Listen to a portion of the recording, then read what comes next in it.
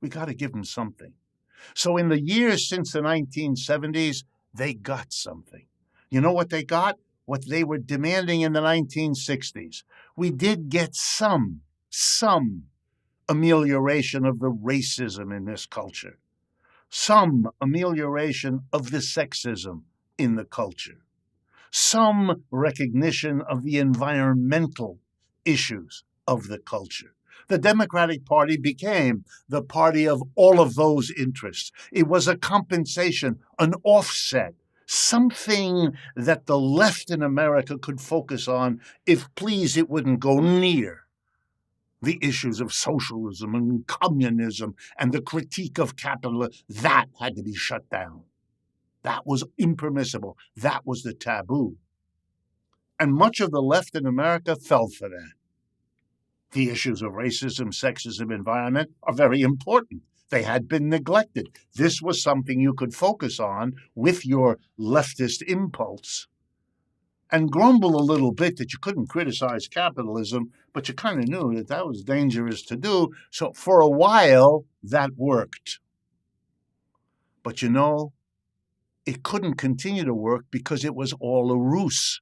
Whatever was done for women, for blacks, for environmentalists, didn't change the basic dynamic in which the rich got richer and everybody else didn't.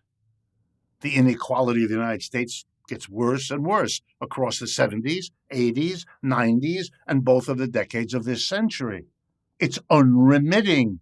Capitalism moves on, and you can do your little left-wing cultural activity. Just don't interfere with us.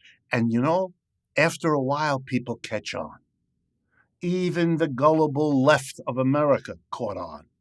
And that's why we now see two things. A progressive wing of the Democratic Party which sees it and fights it. Not enough, but they do.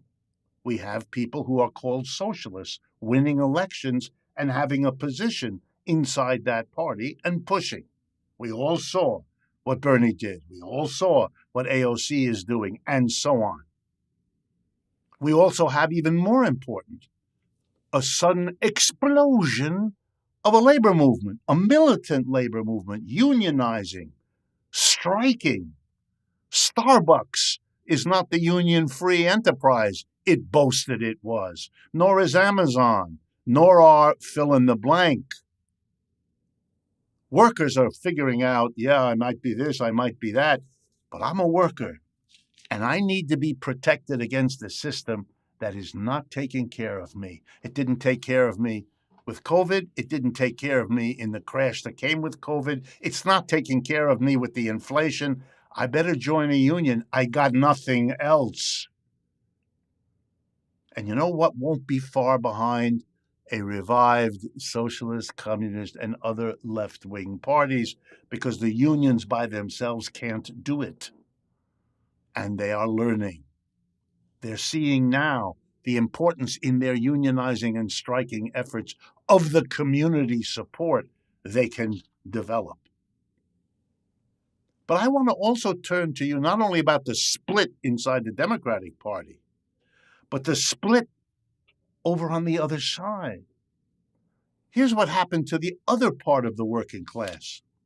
The other part not only saw that the benefits they got in the New Deal were being taken away from them in the 50s, 60s, 70s, and the whole 75 years since the end of World War II, but they reacted by also noticing correctly that the cultural shift in America was toward multiculturalism, multiracialism, women being finally lifted up through their own efforts from the subordinate secondary position they had been put into.